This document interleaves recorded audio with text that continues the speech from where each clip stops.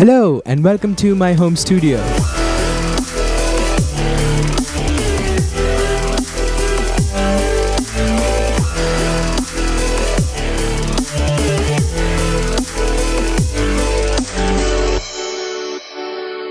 It's been almost 3.5 years since I started making music, initially on a 2GB MacBook Air in my bedroom. I mean, I'm still in my bedroom, this is my room, but my setup has grown over the years, and right now it is at a stage where you can create music that will sound fairly professional. So I just wanted to share with you guys some steps and some general advice for how you can create a cheap setup that works just fine. So first things first, I have my iMac. The iMac is the heart of my setup. Honestly, I could not live without this iMac. This is where most of the work happens. This is where I create all my music, my videos, my CGI. Honestly, I wouldn't be able to live without this. Of course, an iMac is quite expensive, but if you're thinking of buying it, I mean, it's quite amazing. There's nothing you can complain about. But obviously there are cheaper things you can buy. I mean, you don't need an iMac. I went for an iMac mainly because I use Logic Pro. A disadvantage I must point out for Mac products is it's hard to download crack software, which may be useful for many producers to get paid softwares for free. But I honestly love the performance of the iMac. I mean, there has been absolute zero disappointment so far. But again, obviously you can buy something much cheaper that suits your needs. Another thing I must point out is that the iMac is not portable. Even if you're trying to buy an Apple product, if you're going to be moving around a lot, you should consider probably buying a laptop with obviously a high performance, but that would definitely allow you to carry your music, carry whatever you're making along with you. For me, I have to make sure I have a lot of hard disks connected to my PC to make sure I can carry my work whenever I'm moving around, because obviously I can't carry the iMac around.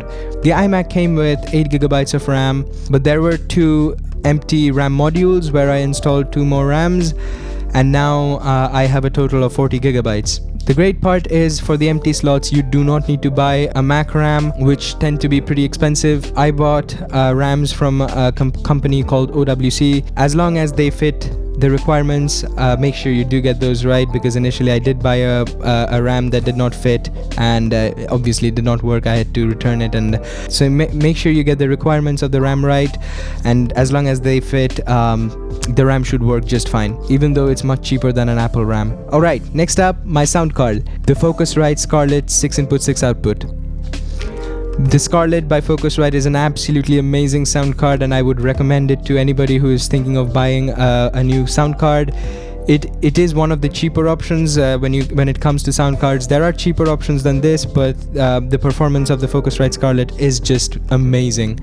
Now obviously most producers starting out do not need a 6 input 6 output sound card, but when I bought it, I knew I was gonna do a lot of simultaneous recordings, and I would require multiple outputs later on as I added more and more stuff to my setup. So yeah, I guess that was a bit of being farsighted. And it did pay off, because right now I use most of those inputs and outputs. I record guitars and vocals and piano at the same time. I sometimes have 2 microphones, and I also have my monitor speakers and my headphones. So yeah, the 6 input 6 output really benefits me. But again, you do not need the 6 input 6 output one if you do not do too many recordings, if you're not a vocalist or a guitarist, or you don't use too many instruments. All you use is a monitor speaker mainly and headphones.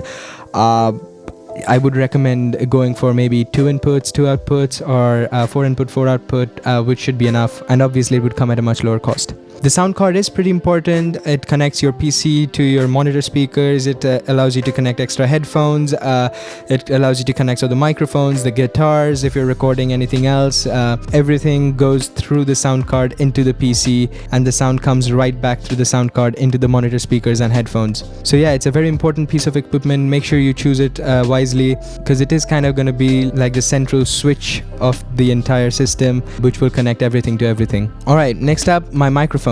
This is one of the earliest things I bought because I am mainly a vocalist. The microphone I have is the Rode NT2A. Now this is a very high-end microphone, and I would not recommend it to most people because it is again a very high-end microphone and it might be overkill. I have seen many people use microphones by Audio-Technica or even Rode microphones that are not this high-end, and the results are just fine. And the differences between like the NT2A and other cheaper condenser microphones is very minimal. Now make no mistake, it is that little difference that will get you a kind of extra, you know, professional vocal quality or quality to whatever you're recording. However, if you do not use the microphone extensively, I would not recommend such an expensive microphone. However, if you are a vocalist planning on doing extensive vocal recordings, I would definitely suggest the Rode NT2A. It is one of the most widely used microphones even in the industry, so absolutely nothing to complain about. It's a fantastic microphone. Right, next up, my monitor speakers. They are the KRK Rocket 4th generation monitor speakers. This, I think, was the greatest addition to my setup because I recognized that this is what made the most impact to my sound. It is what allowed me to make my mixes sound way better and way more professional. It is very important as a mixing engineer and even as a producer to be able to hear all the frequencies in your mix, all the sounds with perfect clarity, and actually being able to hear the raw frequencies that are being produced. Previously, I used the speakers of the iMac, which is absolutely not the way to go, and I used headphones. Monitor headphones are good, but for me the speakers provide a much more immersive experience, which is greater for you as a composer and a producer because it allows you to feel the music and kind of be in that moment and enjoy it way more. And overall, personally, I feel like the monitor speakers made a great impact on my music. So I would definitely suggest you get monitor speakers. The KRK Rockets are absolutely brilliant for any genre you're composing. The 4th generation monitor speakers are completely unbiased. You can fine-tune the EQ based on room resonance and room reverb. It even comes with an app that allows you to make sure its positioning is perfect in the room, the angles of the speakers are perfect, and it will make sure you have the perfect configuration. So yeah, definitely a great monitor speaker to choose. Alright, next up, my MIDI keyboard. This is one of the latest additions to my setup. Initially, back in India, I did not have a MIDI keyboard, but I did have a digital grand piano. However, a great hurdle was the fact that my DGP, which is the digital grand piano, was in a different room and my iMac was in a different room, which made it really hard to record pieces on the piano because I had to use my MacBook to record the piano piece and then transfer it from the MacBook to the iMac. Now that's completely possible, but again, the fact that you're having to waste so much time and it's just a little more extra hard work sometimes get you demotivated from playing the piano and recording the real MIDI input. And most of the times I ended up editing the MIDI because I just didn't want to, you know, go to a different room, record, and then do all that transferring. So now that I have a MIDI keyboard, it is very easy. I can always just, whenever I feel like I have an idea, I can play it directly on the keyboard and record it. For people who play the piano and have their ideas on the keyboard, it is great to have a MIDI keyboard. Obviously, it allows you to fast forward your music making process, and also if you are making songs where you would require that natural element, playing the piano on a MIDI keyboard would add in that extra velocity information and obviously sustained pedal information and all that, which would give it extra realism. My MIDI keyboard is the M-Audio Keystation 61 Mark III. It is an absolutely brilliant piece of equipment. It is very cheap, does not have excessive features, but has just the exact features that I need. If you are a music producer or a music maker who is gonna end up connecting the MIDI keyboard to the computer and using sounds from the computer, then there is no point in buying a keyboard that has like built-in tones and rhythms. I also do not use a launchpad, so I did not need stuff like Akai MPK. For me, the Keystation seemed to be just perfect because all I did was record piano pieces and all I needed was just that MIDI information. It also has the features of pitch bend using a modulation wheel, transposing, obviously controlling volume,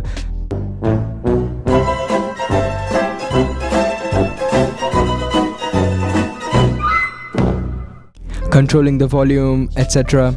I use it with the M-Audio SP2 sustain pedal. Again, since I play the piano and I want that extra realism, I really feel like the sustain pedal adds a lot. So yeah, overall, I think a great addition to my setup. Alright, next up, my headphones.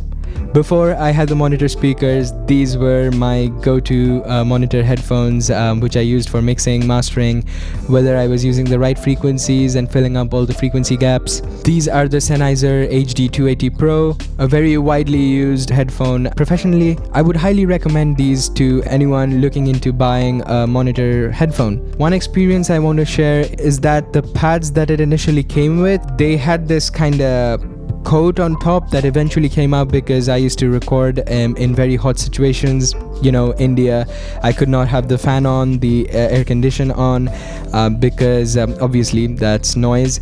So I used to sweat a lot, and that kind of ruined the cover, which eventually came off and made a mess. It used to crumble off, and it looked like black dandruff. So that wasn't great. I mean, obviously this problem will not happen if your headphone is not getting wet, but mine was. So I did change the default pads into these ones, which do not have that kind of a covering that sheds off over time, even if it gets wet. Because even now, I know I right now live in England, so conditions are often not that hot as it were in India. But again, when I'm recording, I can't have the window open, so in summer it gets hot, and I do sweat a lot when recording. Hence, I think these pads work pretty well, and they haven't caused me any problems yet. So that was a little experience I just wanted to share. I don't think this problem is gonna happen to most people. If it does, I thought worth sharing it. Next up, my guitar. Now, this guitar is a Fender Spire guitar, and it has a really cool life story. This guitar was gifted to me by my uncle when I was 3 years old on my birthday. Obviously, I couldn't play the electric guitar back then, and I still cannot. But with some magic of audio editing, I do.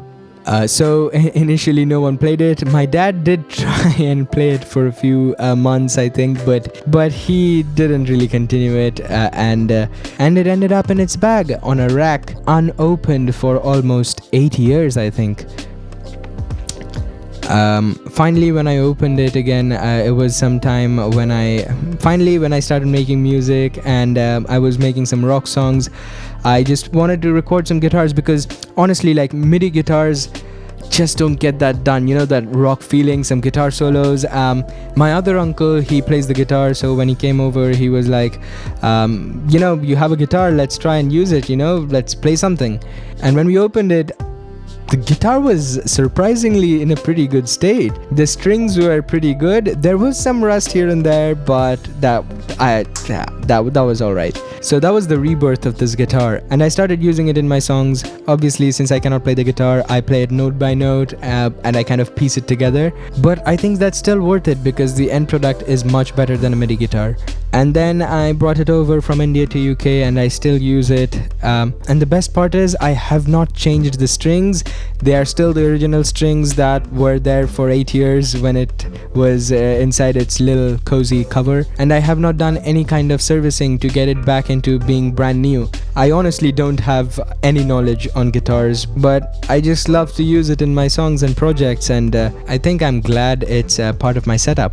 Next up, I'm gonna talk about my Loopstation. Admittedly, this is not a piece of equipment I've been using extensively in recent years, but I do beatbox, and I used to do a lot of live stuff, and I'm planning to do a lot of live stuff, and I feel like the heart of my life setup really needs to be a Loopstation because that allows me to do a lot of creative stuff and kind of differentiate my live stuff from other live stuff. That's a lot of live stuffs.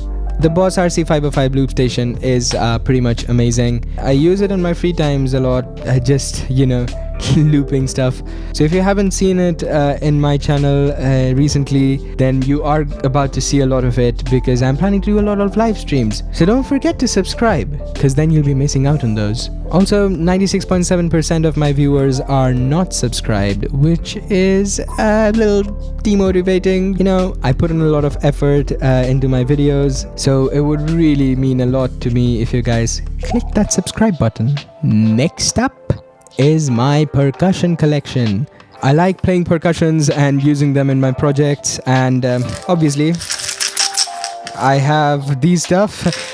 But in addition, I have my main percussions, which include the Cajon,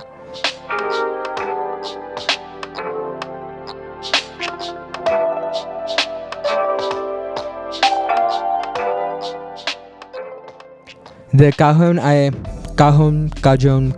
How do you think that's pronounced? Share your thoughts in the comments below.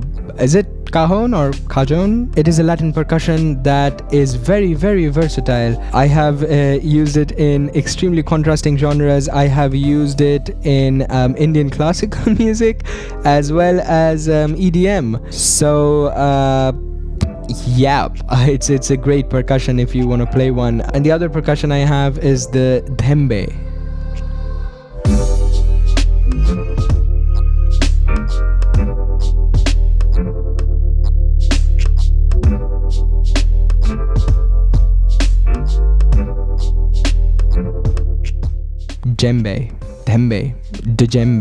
Djembe. Do correct me if I'm wrong. Comments all yours. I think it's Djembe or maybe Djembe. Not quite sure. Do share your opinions down in the comments.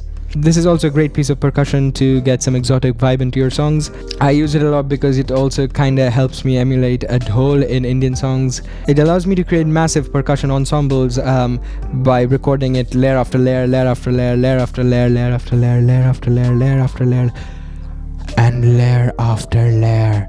But yeah, again, great piece of percussion to have. And that is my setup. Hope you guys liked it. Hope this video helps you guys into making your own setup. If you do make one, do share your experiences down below. If you are already making one or already have made one, again, do share your experiences down below. We are a community and we are willing to learn from each other. And if you have any queries, again, comments are all yours. So obviously that is not all the stuff I have in my setup. I have this mic, which is a dynamic microphone I use a lot for my live streams. I also might take this to a live program if I don't think that the live program will have good microphone. This is the Sennheiser E835S. It is a medium standard dynamic microphone, but it works perfect for my purposes. In addition, I have all these wires and cords that help connect this entire setup together. You have to have hard drives. I have faced problems in the past where projects were getting corrupted, so I do use a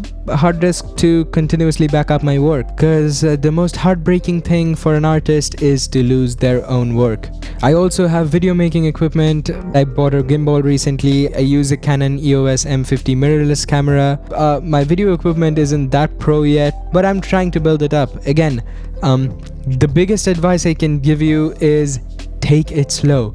You will not be able to make a setup in one day, and if you try to, you're most probably going to end up with a setup that is not perfect for you. So take it slow and build your setup step by step, making sure you invest in the currently most required equipment that you need, and once you've purchased it, then you think about buying the next equipment that you think you require the most. Hopefully you like this video. Give it a thumbs up if you did, and see you in the next video.